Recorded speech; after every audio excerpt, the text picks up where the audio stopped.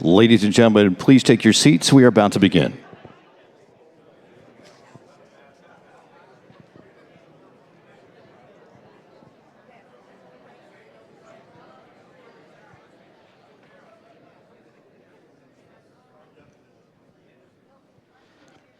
Ladies and gentlemen, welcome to the Ecolab Auditorium within the Marriott Pavilion at the Culinary Institute of America.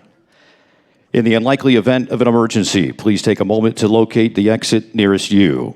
There are exits to the front, rear, and sides of the auditorium. Ladies and gentlemen, in attendance this evening are a number of distinguished guests. Please stand to be recognized.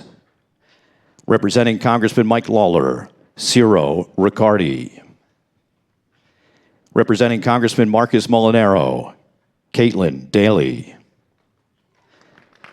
Representing New York State Governor Kathy Hochul, Pavan Naidu.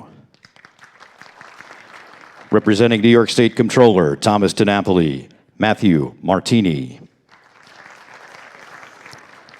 Representing New York State Senator Michelle Hinchey, Donna Verteramo. Representing New York State Senator Rob Rollinson, Lydia Biskup. Representing New York State Assembly Member Dee Dee Barrett, Matthew Hartzog. New York State Assembly Member, the Honorable A.J. Bifan.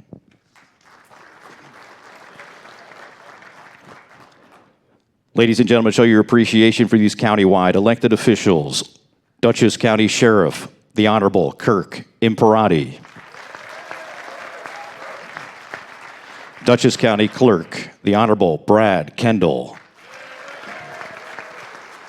Representing Dutchess County District Attorney William Grady, Chief Assistant District Attorney Matthew Weissop. Dutchess County Supreme Court Justice retired and current hearing officer, the Honorable James Brand. Dutchess County Court Judge, the Honorable Edward McLaughlin. Dutchess County Supreme Court Justice, the Honorable Maria Rosa. Dutchess County Family Court Judge, the Honorable Joseph Egito. Dutchess County Family Court Judge, the Honorable Tracy McKenzie. Dutchess County Family Court Judge, the Honorable Jeffrey Martin. Dutchess County Family Court Judge, the Honorable Denise Watson. Ladies and gentlemen, please join me in welcoming the members of the Dutchess County Legislature in attendance this evening, led by Chairman Greg Pulver. Please rise to be recognized.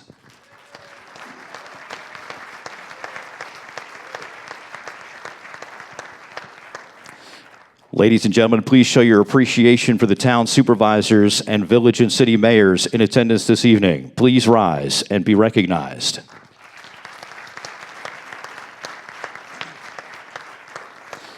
Also joining us this evening, please welcome the president of Dutchess Community College, Dr. Peter Jordan, and retired Dutchess County Executive William R. Steinhaus.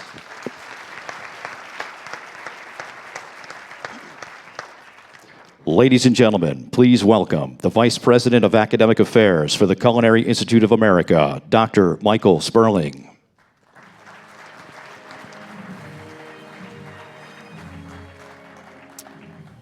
Thank you.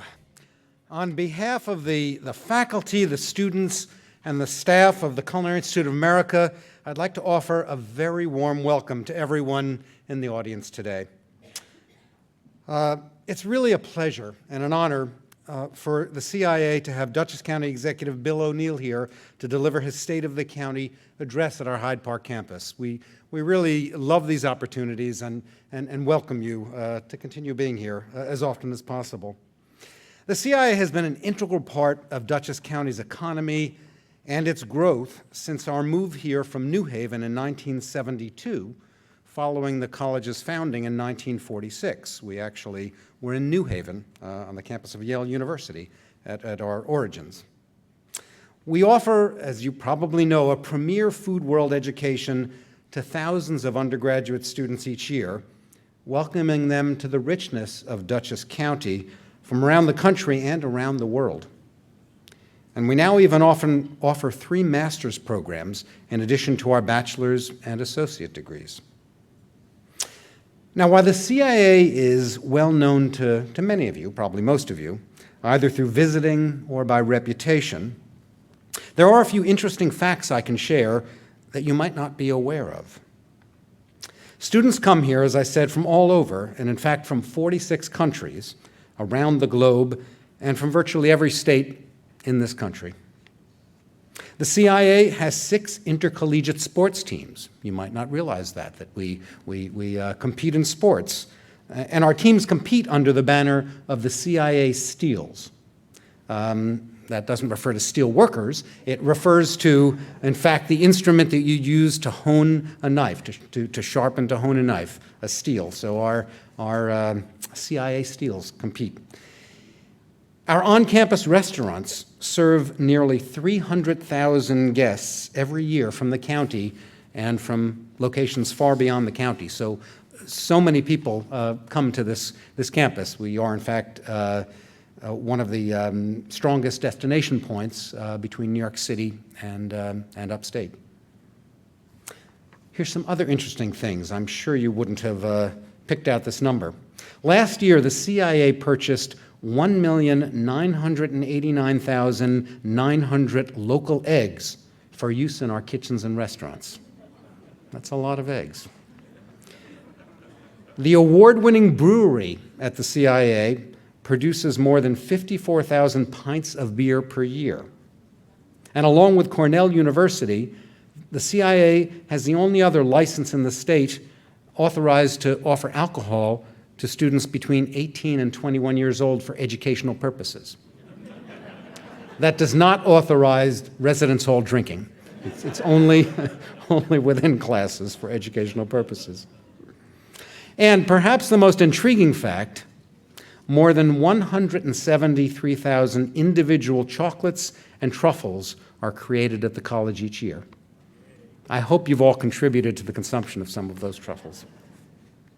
So the CIA is a rich and diverse college environment, and we believe that our institutional commitments mirror those of Dutchess County in promoting hospitality and tourism and providing strong pathways that allow for broad access to education.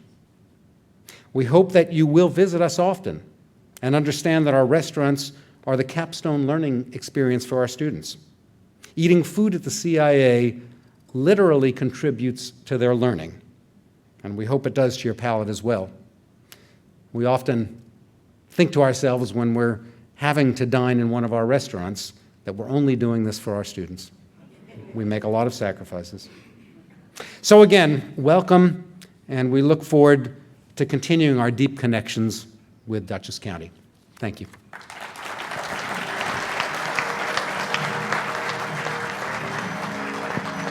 Ladies and gentlemen, please rise as actress and Poughkeepsie High School graduate Jasmine Garman performs our national anthem.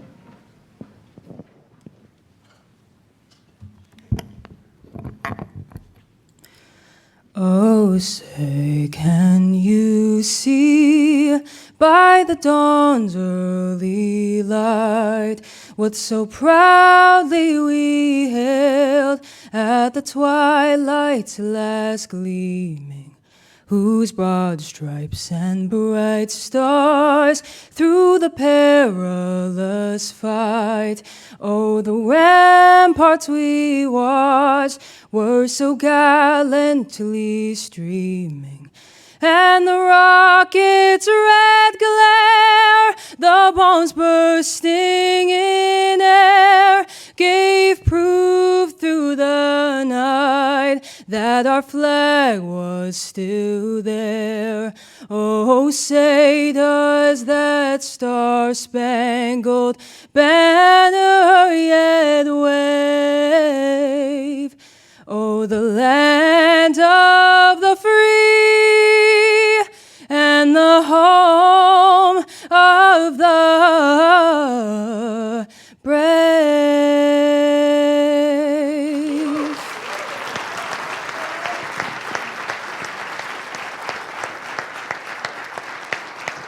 Ladies and gentlemen, please remain standing as Dutchess County Sheriff Kirk Imperati leads us in the Pledge of Allegiance. I pledge allegiance to the flag of the United States of America and to the republic for which it stands, one nation, under God, indivisible, with liberty and justice for all. Please remain standing as Pastor Michael Ackerbauer offers this evening's invocation.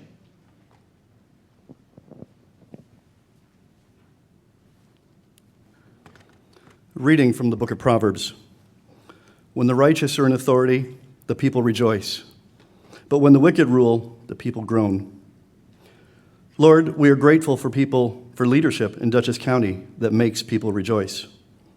We are grateful for County Executive O'Neill's righteous, God-honoring posture in his role as county executive. We thank you that Dutchess County residents have reason to celebrate our present circumstance and reason to remain optimistic about our future.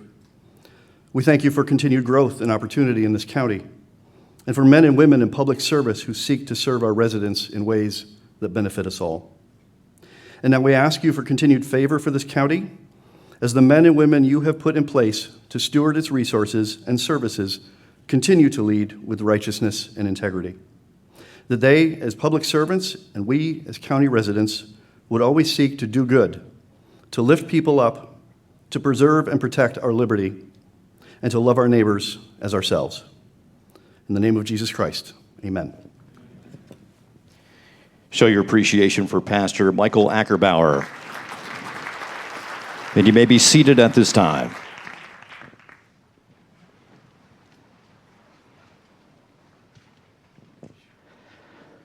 Ladies and gentlemen, please welcome Dutchess County Executive William F.X. O'Neill.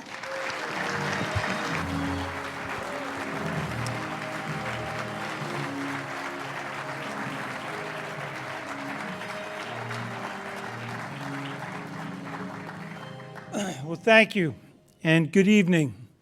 Thank you for being here tonight.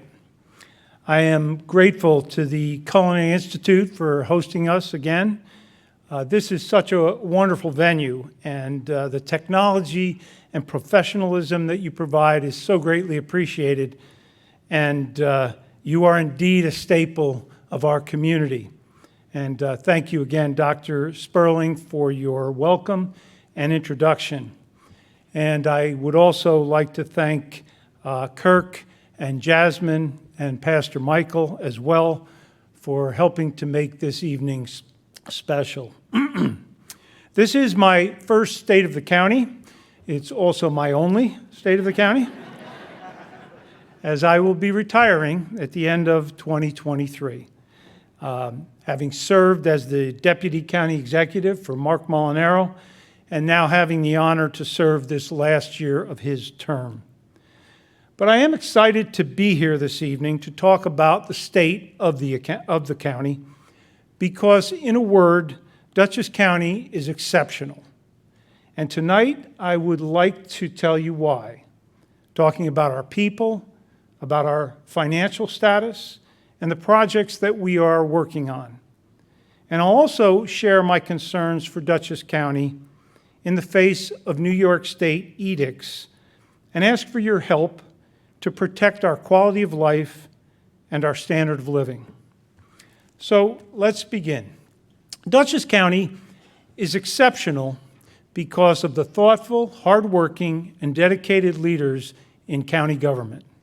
And these individuals deserve substantial credit for making our county the envy of others.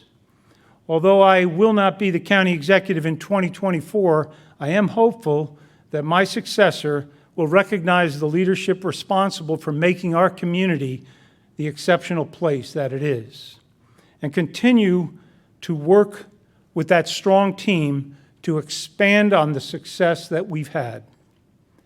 I've served in county government now for almost 20 years, and it's been my honor to be involved in the careers of every one of these individuals. And I am very proud and thankful for their professional leadership that they have shown in their dedication to this community. My core group of 5 senior advisors, my cabinet, if you will, consult with me on our overall strategy, our policies, and the day-to-day issues. And they challenge us to think differently every day. Deputy County Executive and Chief of Staff Rachel Cashmere joined county government right out of college. Rachel is smart, talented, experienced, and knowledgeable. And she is a powerhouse who has the ability to grasp complex issues and provide workable solutions. And during COVID, Rachel, as the Assistant County Executive, interacted with government agencies, businesses, nonprofits, municipalities, and schools, demonstrating an impressive ability to lead. Ron Hicks is our Assistant County Executive for Economic Development. And through his interactions with public and private organizations and businesses throughout the county, he has a finger on the pulse of our community. And he provides invaluable perspective for our decisions on how to support and enhance our county's economic growth, resilience, and job creation and retention. His dedication to attracting new and diversified business while helping existing businesses grow has been critical to our county's economic success. A former county legislator, Assistant County Executive Chris Bayano, is a highly experienced public servant.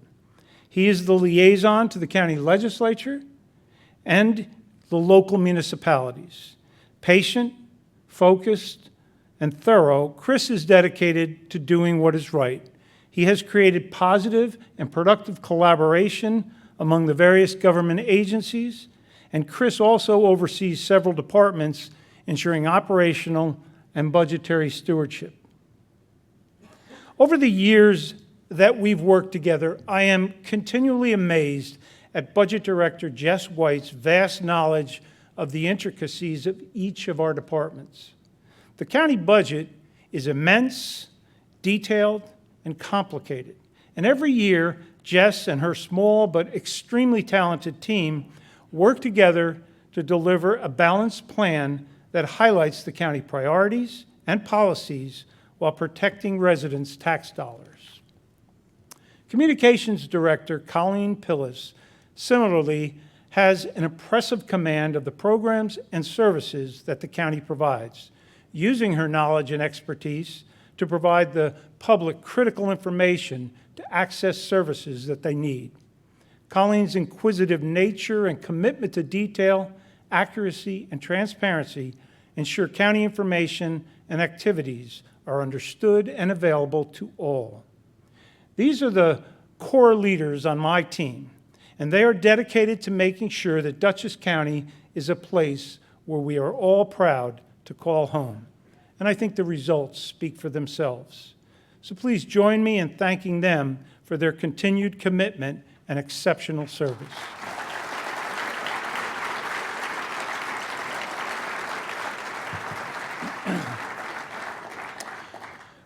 Without innovative and creative department head leadership, the various units of county government would not be able to deliver the programs and services that our residents rely on. Our support departments provide the administrative backbone to ensure all departments can effectively fulfill their mission. Our Office of Central and Information Services has been nationally ranked for best technology use for decades. And when Glenn Markey, with his military background, took the helm as commissioner, he embraced the leadership mantra, take care of your people and they'll take care of the mission. His team's greatest advocate, Glenn infuses his passion for organization, efficiency, and collaboration into the department every day. And under his leadership, OCIS continues to upgrade the tools that residents and businesses depend on, enhance cybersecurity, provide shared service collaborations with local municipalities, and ensure that we have the necessary IT infrastructure to support our county workforce. From the administration of a payroll and time accounting system that serves thousands of employees to annual financial statement reporting and county-wide accounting, Heidi Seelbach, our Commissioner of Finance, ensures that all of our numbers add up correctly. Heidi and her team apply a methodical approach to ensure that the thousands of transactions completed each year are done efficiently and securely. And Heidi and her team have developed a strong cash management model, employing a range of strategies, including taking advantage of market conditions to maximize interest earnings, refinancing bonds, paying down debt, and avoiding new debt by financing capital projects with cash. And these efforts optimize the best return for our taxpayers. Dutchess County is blessed with a dedicated workforce committed to serving our residents and community, and our Department of Human Resources, under the leadership of Commissioner Steve Rector, is equally dedicated to serving our employees and departments.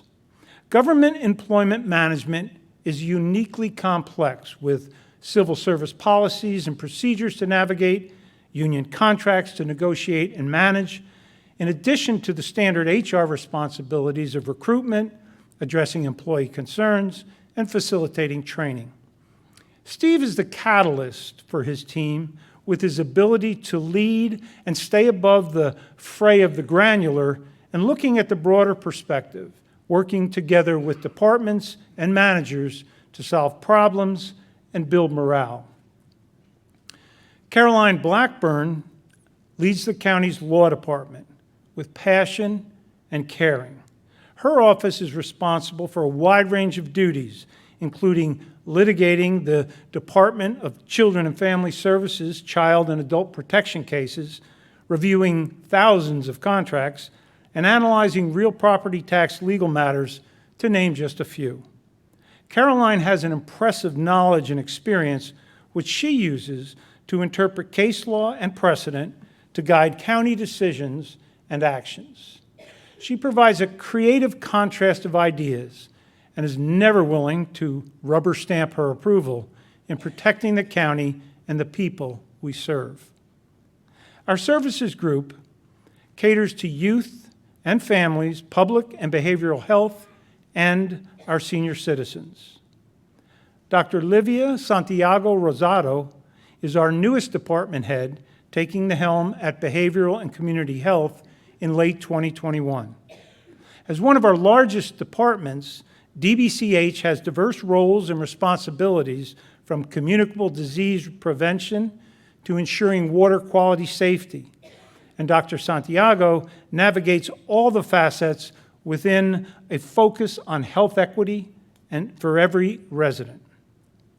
Together with Deputy Commissioner Jean Marie Niebuhr, DBCH leads the state with critical mental health initiatives, helping people to navigate mental health and substance challenges while expanding 24/7 crisis support services, including the new 988 helpline. A bold and passionate advocate for community health literacy, Dr. Santiago and her team are striving to connect every resident with the resources that they need for health and wellness. Sabrina Jar Marzuka saw poverty firsthand in her native Haiti, and she has brought with her to the Department of Community and Family Services the empathy learned from that experience. Understanding the real implications of poverty influences her critical work every day. Sabrina guides an organization that provides protective and financial services for our most vulnerable. Given the dire situations many of these residents face, Sabrina's job is not an easy one. An expert at navigating an often complex and heart-wrenching system, Sabrina is a master of connecting the dots, figuring things out, and breaking down silos to ensure people aren't left behind. Sabrina is also a passionate advocate for young people, and together with her Deputy Commissioner, Deb Bonowith, who is retiring this year, and Assistant Commissioner for Youth Services, Carmen Smallwood, who leads our Path to Promise initiative, DCFS has a critical role in the lives of so many of our community's young people. Sabrina is a force of good working throughout our county, and Dutchess County families are blessed by her department's tireless effort. Todd Tancredi, our Office for the Aging Director, is extremely patient and an inherently kind person, important qualities for someone running an organization that serves seniors. And he is committed to understanding the issues impacting older adults and their loved ones, providing programs like home-delivered meals and virtual services to support vulnerable seniors, as well as exercise and nutrition classes, mental stimulation, and socialization opportunities that provide support for more active older adults. With Sue Serino now part of OFA's outreach team, we've introduced a new Friendly Calls program, which pairs lonely seniors with volunteers who call them each week to help combat isolation, and this program is already receiving regional and national attention. We remain committed to improving the criminal justice system in Dutchess County, and that's thanks in large part to the hard work of our probation and public defender departments. For nearly 45 years, that's right, 45 years, Mary Ellen Still has served in the Office of Probation and Community Corrections, faithfully and patiently developing a dynamic and highly skilled team. Whether it's pretrial services or alternatives to incarceration, even with the ever-changing bail reform, probation continues to implement innovative, evidence-based programs. Mary Ellen is a well-respected leader in the probation field and has been asked on multiple occasions to collaborate with New York State, the Vera Institute, and other national organizations. Mary Ellen also leads our Criminal Justice Council, facilitating a holistic and collaborative approach to criminal justice reform and oversight. Tom Angel believes deeply that every person has a right to legal representation, and as the county's public defender, he cares about every one of his clients. And he will fight for them and has developed a team of loyal fellow lawyers who feel the same.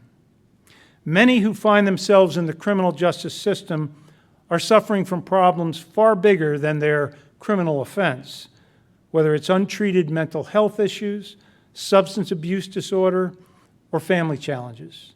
Clients of the Public Defender's Office receive so much more than just representation. Tom and his team ensure they have access to services and programs to help break the cycle of recidivism and find hope for the future. Lastly, our Community Development Resources Group secures the infrastructure, ensures residents can safely get from point A to point B, while making sure there is safe and stress-free access to services within county facilities. And when an emergency arises, we have the best team to handle it at our 911 center. Bob Balkine, Commissioner of Public Works, epitomizes effective public service leadership. His responsibilities extend to multiple areas, all of which affect the daily quality of life for county residents.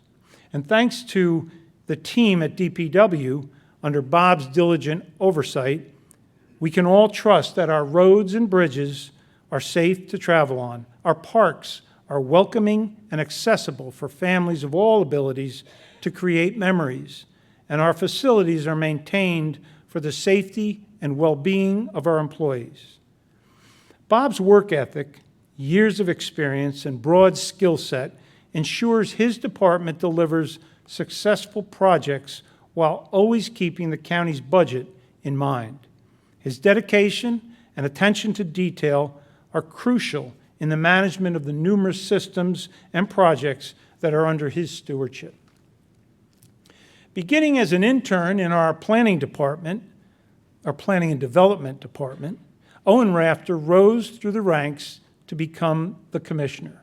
And thanks to his ability to tie the many facets of the department that the department handles together and into focus.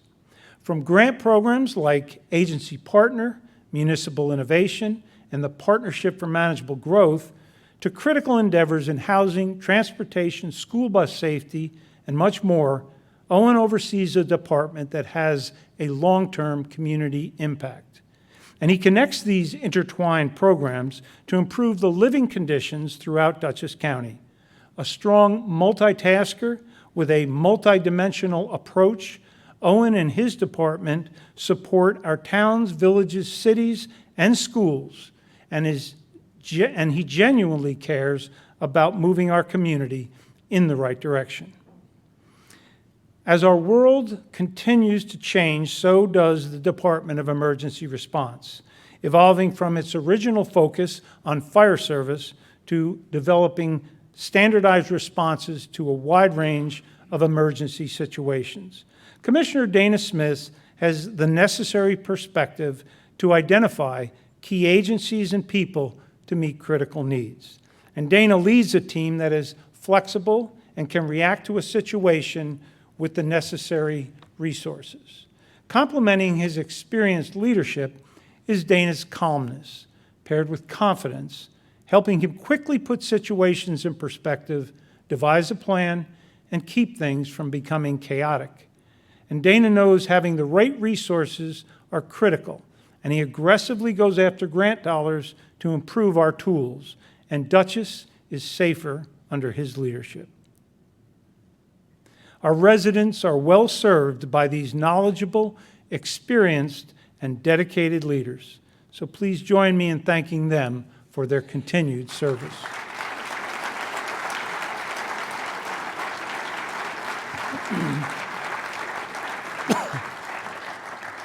Now, there are several areas that are run by independently elected officials, beginning with County Clerk Brad Kendall, who runs the Department of Motor Vehicles, our records unit, and the county's historian office. And Brad has led a transformation of the DMV to an efficient, appointment-based model that has vastly improved customer service, where the positive, helpful attitude of his staff is clearly evident. His use of technology makes the thousands of interactions that go through the clerk's office efficient and effective, ultimately saving our residents and businesses time and money. With 30 years of experience, Sheriff Kirk Imperati has made his mark as well. Implementing the police modernization plan, Kirk has achieved many of those plan's objectives, including attracting the most diverse police candidate pool ever, and equipping law enforcement officers countywide with body-worn cameras. As we open the new Justice and Transition Center, we look forward to Kirk's continued leadership to deliver significant expense reduction for county taxpayers, taking advantage of the facility's modern design for an enhanced approach to inmate rehabilitation. The District Attorney's Office has also been acknowledged as one of the most effective in New York State. We wish Bill Grady and the best in his retirement, with sincere thanks for his 4 decades of dedicated leadership. He and his chief assistant have led the department through the massive changes necessitated by recent discovery rule legislation with well-planned efficiency.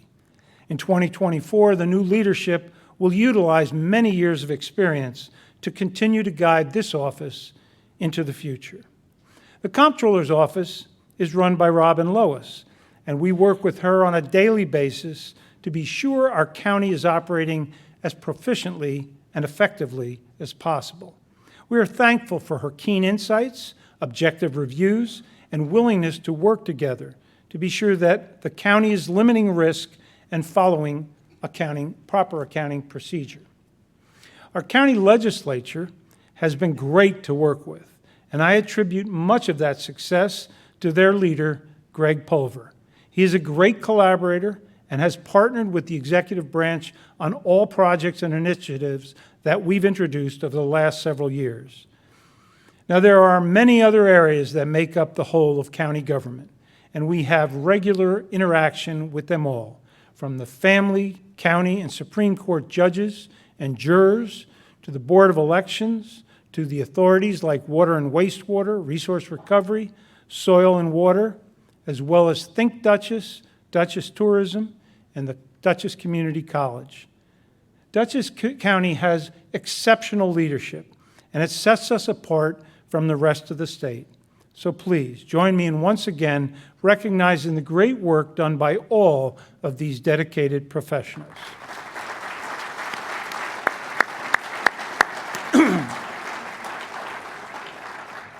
To be exceptional, you need measurements, results, outcomes.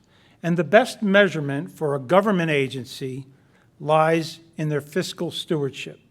And so when it comes to our finances, Dutchess County is strong because of a steadfast management team that's guiding our policies, strategies, cash flow, and budget. We make tough decisions, maximizing state and federal revenues while minimizing the amount needed from local taxpayers. Our work has clearly paid off. County management will oversee a $587 million budget this year, and our revenues come predominantly from sales tax, about 43%, with state and federal funding at 24%, and property tax about 17%. With careful stewardship, the county has cut the property tax levy each of the past 9 years by a total of $8.5 million, achieving the lowest levy in 14 years. The property tax rate has been reduced 32% since 2015 because of our commitment to growing the economy and the tax base while lowering the levy. And last year, together with the county legislature, we eliminated sales tax on clothing and footwear purchases under $110, aiding families and affording local businesses a competitive advantage, since there are only 8 other counties in the entire state offering this exemption. And the county continues to move forward with capital projects. Just like your house, car, or other large purchase, these are often funded through careful debt management. The cost of each project is carefully weighed to make sure that our operating budget can sustain the debt issued, and we continue to scrutinize the annual impact. Debt management is a small fraction of our operating budget, only 3.8%, and the county is only 10% of our constitutional debt limit. We're managing debt, we're making smart decisions, and this is how we continue to progress.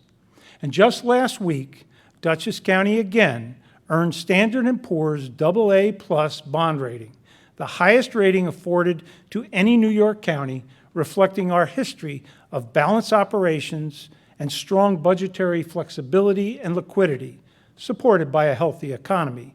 And this rating signals the strength of our fiscal foundation, and it ensures that we can take advantage of the lowest interest rates.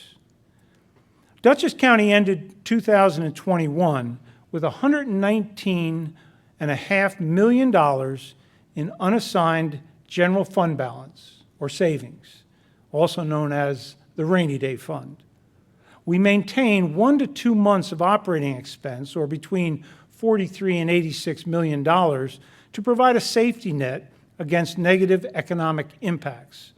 Our longstanding policy states if fund balance grows above that 2-month mark, it should be used to pay down debt, avoid new debt, or reduce taxes. In 2022, we did all three. We used over $7 million to pay off eligible debt, and then used almost $50 million to avoid new debt by paying cash for several projects. And at the same time, together with the county legislature, we reduced taxes with a lower rate and levy.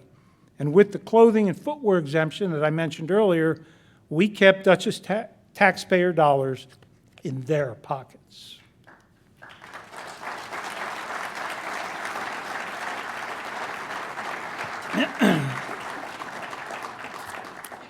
Our prudent fiscal management allows us to make critical projects a reality. We are currently in the midst of several key projects that will serve Dutchess County for generations to come. The Dutchess County Justice and Transition Center will be functionally complete and ready to be occupied this summer, following officer training in the new facility and sign-off by the New York State Commission on Corrections. This replacement of the county jail has been decades in the making, with challenges to overcome, including siting issues and logistical hurdles of demolition and relocation of the sheriff's office.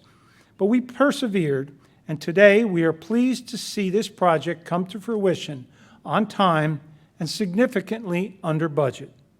And we are so thankful for Pike Construction Services, for Turner Construction, and Labella Associates for the wonderful job that they did to help us reach these goals.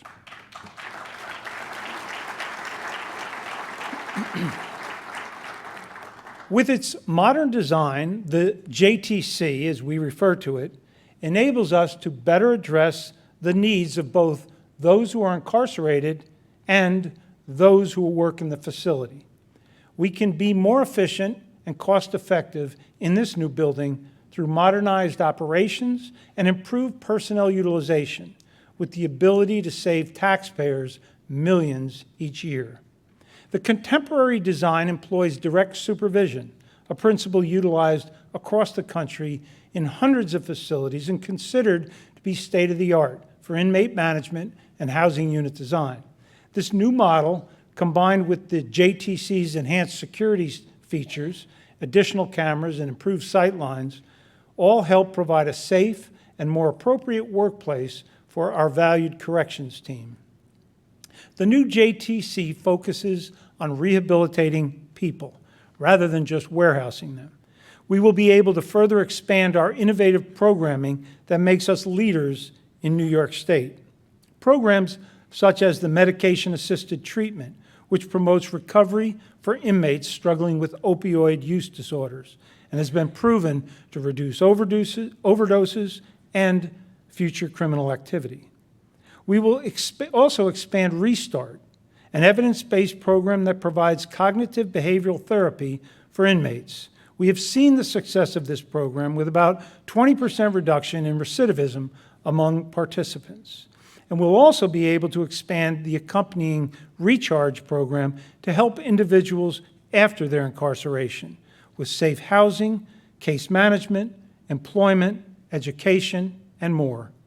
In just a few months, we look forward to opening the new Justice and Transition Center and set yet another criminal justice standard for other counties in New York State to emulate.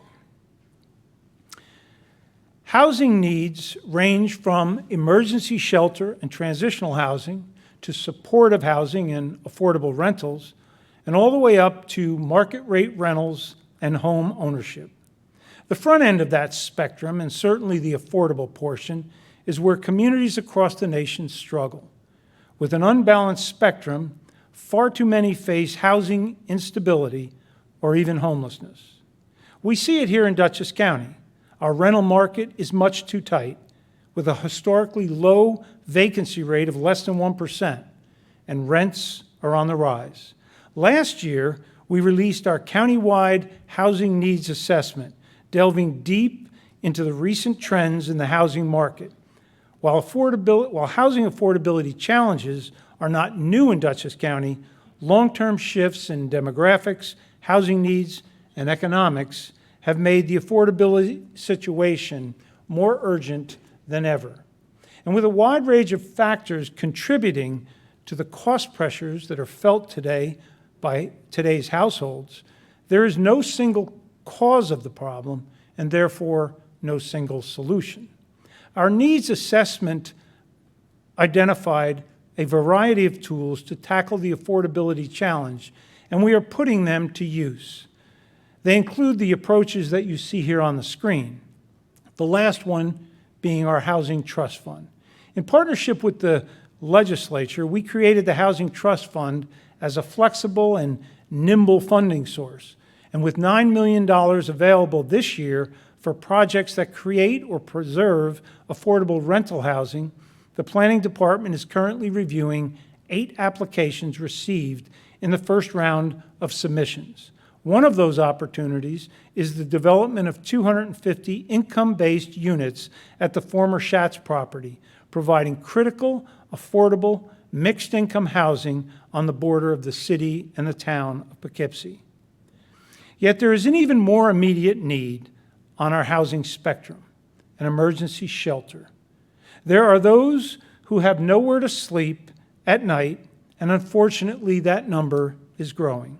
And this is not unique to Dutchess County. We've all seen the news reports about the challenges of homelessness with tent cities and homeless individuals on streets across the nation.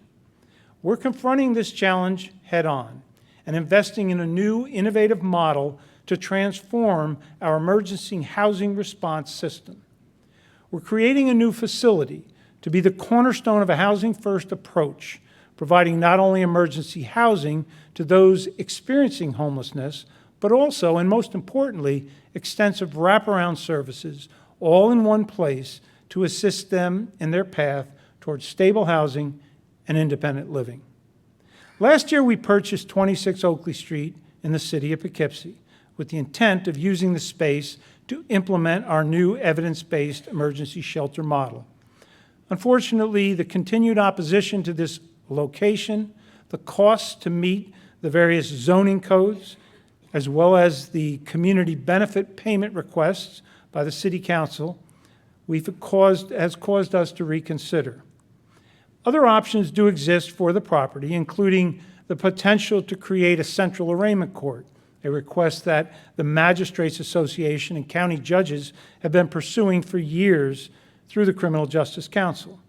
A second option is to sell the property to the Poughkeepsie City School District, who still have an interest in the building since trying to outbid us when we originally purchased the property. So we're currently in discussions with the school district, and we should have a final decision on this option shortly. Either way, we will need to continue the shelter temporarily at its current location in the pods on North Hamilton Street. In July, however, the current jail facility will be decommissioned and vacant and available, and we will be able to use some of that space to provide the programming to implement our new model. The space may also provide temporary housing while we resume our search for a permanent emergency housing facility location.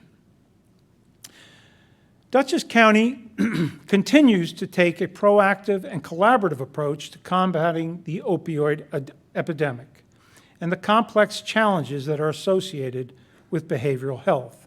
The longstanding history of behavioral health care in our community in the form of state psychiatric hospitals has created a deep need for service that has outlived the state's commitment to this population. Dutchess County stands in the gap.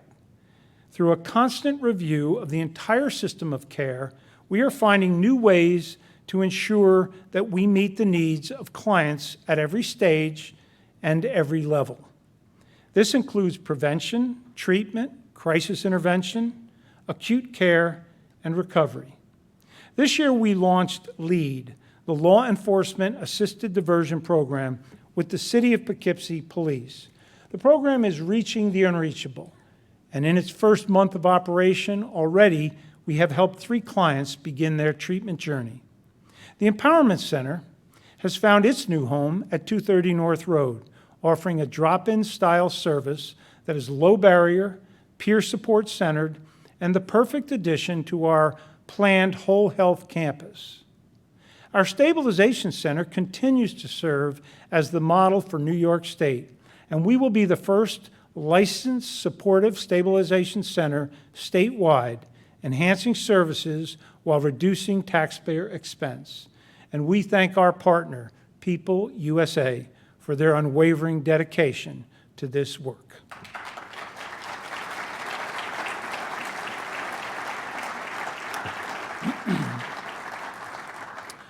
Our regional 988 hub is now serving 3 counties with crisis support. Newly accredited, our team of professionals is there 24/7, 365, saving lives and making a difference. The Mobile Crisis Intervention Team, with our partner Mental Health America, continues to meet people where they are. And with the help of our new mobile health RV, we are excited to reach residents around the county, providing for both their physical and behavioral health needs. Our core programs continue to evolve with ITAP, offering a second track for mental health and co-occurring needs. And this year, we will transform the old partial hospital program into a more agile, intensive outpatient program, serving more clients with the same excellent level of care. And speaking of excellence, the work on the Center for Excellence in Behavioral Health in partnership with Westchester Medical Center Health at the Mid-Hudson Regional Hospital is underway. And we continue to support their work to bring enhanced services to our community at the inpatient level. We're making the most of every dollar awarded to Dutchess as part of the ongoing opioid settlements, and we're hyper-focused on bringing recovery housing to our community, including long-term treatment beds that are so desperately needed. Our continuum of care is stronger than ever, and yet we will continue to identify new creative approaches to meet people where they are and bring our neighbors exceptional help and hope.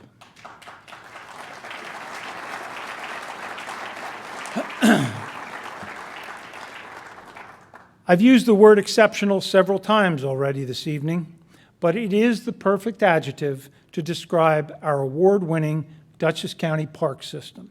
Our parks enhance the quality of life for our residents and the countless visitors who use them every day. From hiking and disc golf to sledding, gaga ball, and cross-country skiing, and even a chance to watch the next generation of Bronx Bombers, our parks offer something for every resident of every age. Parks like Quiet Cove and Upper Landing provide remarkable river access, hosting everything from art exhibits and movies under the walkway to kayaking in the Hudson, bringing families to these passive and active recreation spots. Our distinguished linear parks, the William R. Steinhaus Dutchess Rail Trail, the Harlem Valley Rail Trail, offer more than 40 miles of scenic vistas with connections to the walkway over the Hudson, Empire State Trail, and others. Our more traditional parks, Bowdoin and Wilcox, are tremendous spots to rent a pavilion, host a party, play basketball, softball, or soccer, take a hike, or quite simply do nothing at all and connect with nature in all its peace and serenity. In less than a month from tonight, Hudson Valley Renegades will begin their 30th season providing family fun at Dutchess Stadium.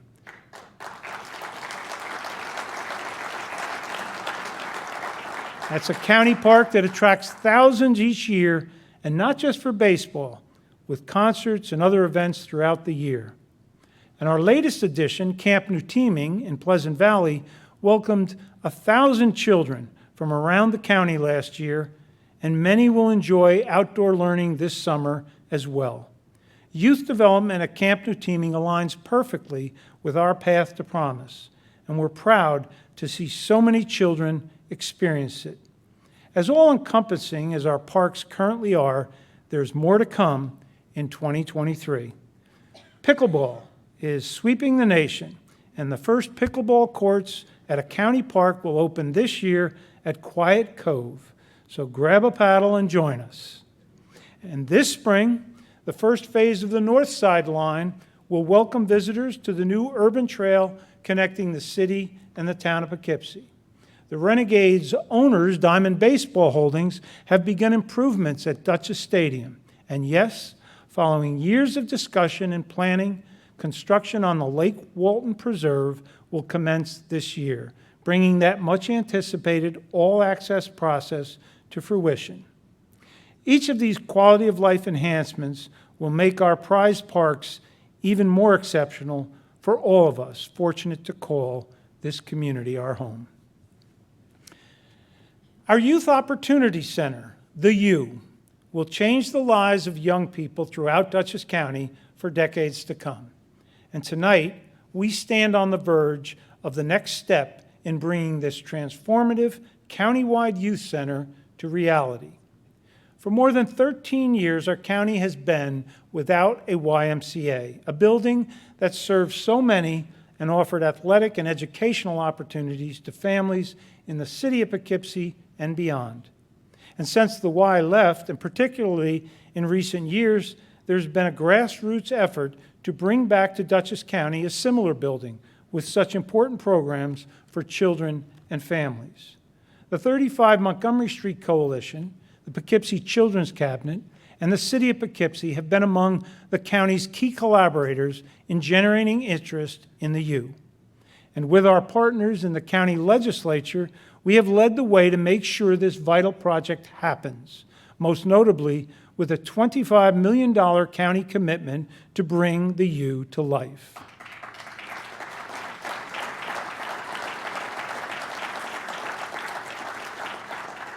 And we are making progress. The former Y building was demolished last year following the county's purchase of the property in 2021, and we have assembled an amazing team, including world-renowned architecture firm Mass Design, who extensively surveyed the community, asking children and families what they would like the U to be. And today, despite escalating construction costs and supply chain issues that have made this design very challenging, Mass has created a vision for the U that has been extensively analyzed, scrutinized, and value engineered. And this welcoming and playful facade will invite you to an amazing facility. More than a rec center, the U will be a place of learning where county residents, young and old, can exercise their bodies and minds. Make no mistake, we're not building a palace. This is a design that we're confident is attainable, buildable, and feasible. And in the near future, we'll be ready to unveil more details.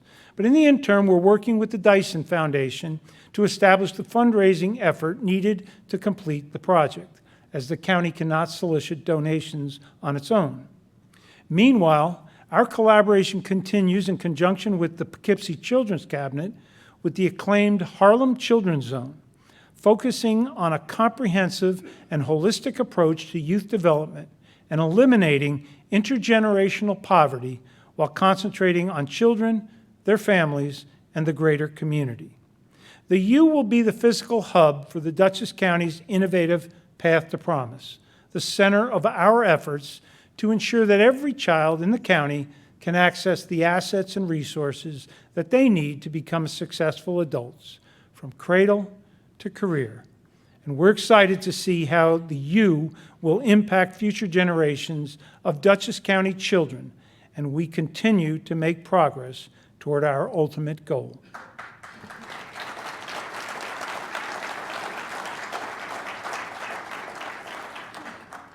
These projects are crucial to our county, and their completion will continue to make us exceptional. Dutchess County, though, is an island in an unsettled sea. We are part of a state that's more concerned with ideology than public service.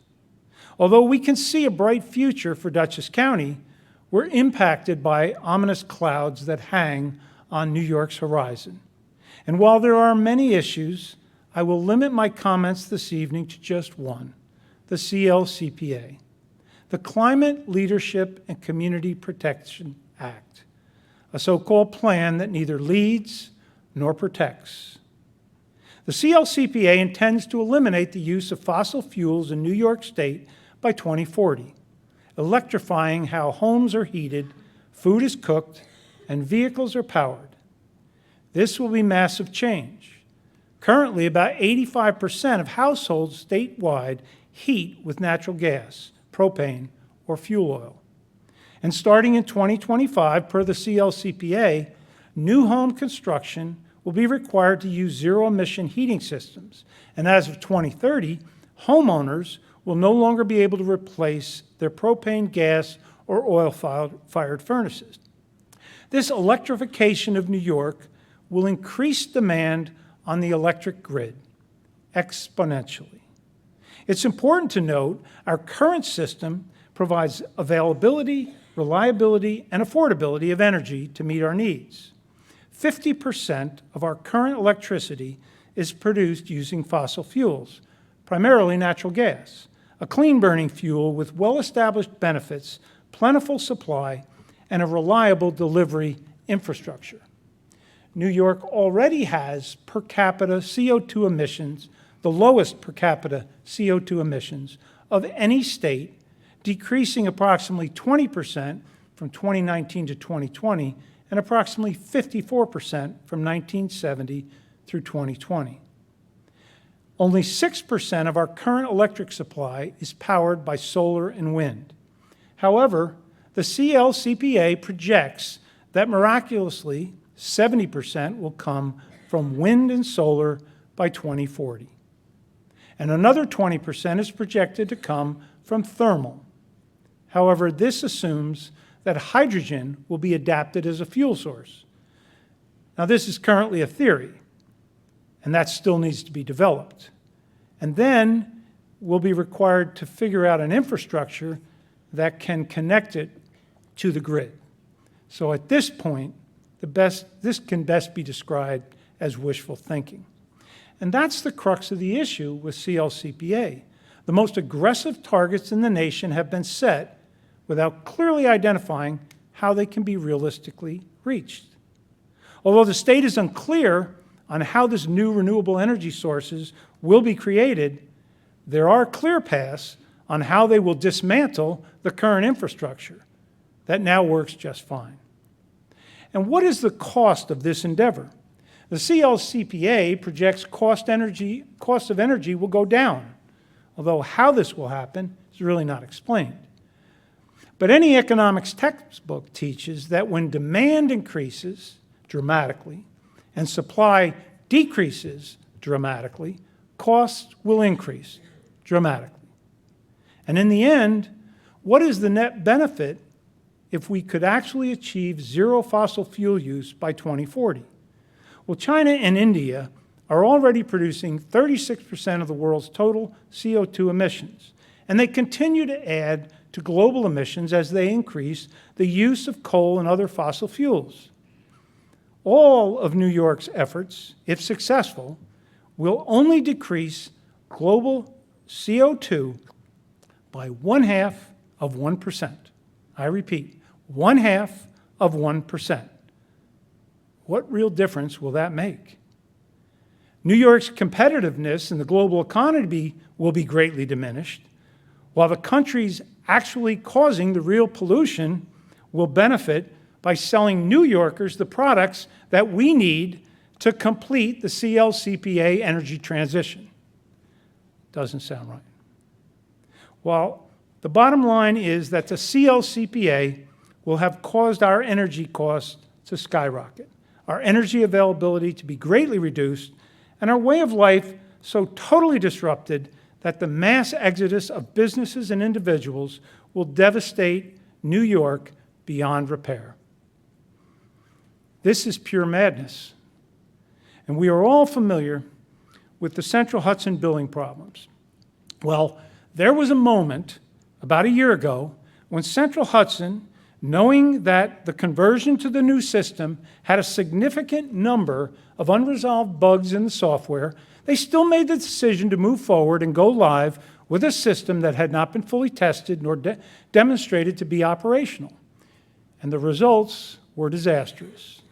Now, New York State has reached a similar moment with the CLCPA, with the decision of whether or not to continue implementing it, even though it is quite clear that dismantling the current system before having replacement renewable energy systems in place will result in exorbitant cost and the non-availability of energy to meet critical human needs. There is, however, a big difference between these two situations. Central Hudson caused a lot of customer discontent, but they are working to correct those issues. And no one died, and no one had their electricity or their gas turned off. But if CLCPA continues, we know that costs are going to rise dramatically, both for the energy usage and for the infrastructure changes being forced upon us, and rolling brownouts will become a devastating and a deadly norm. These scenarios are much worse than the Central Hudson billing problems. We can prevent them, but we need to act now. Over this coming year, the New York State Department of Environmental Conservation, the DEC, will be creating rules and regulations for compliance with the CLCPA, and they must go through public comment periods. So please, pay attention, ask questions, and demand answers. Call or write the governor and your state representatives and tell them to stop the madness.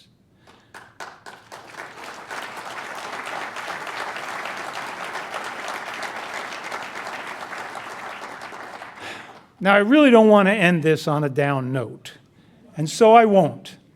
Because, despite the tone deafness of Albany, I still have hope.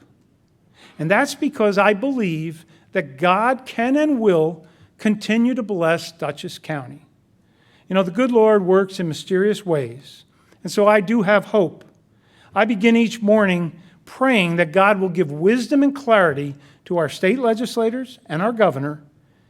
And so, in addition to voicing your displeasure with the CLCPA and asking your state representatives and the governor to stop the madness, please pray for them and ask God to intervene, because I know that God does answer prayers. And so, may God bless you all, may God bless America, and may God continue to bless Dutchess County. Thank you all.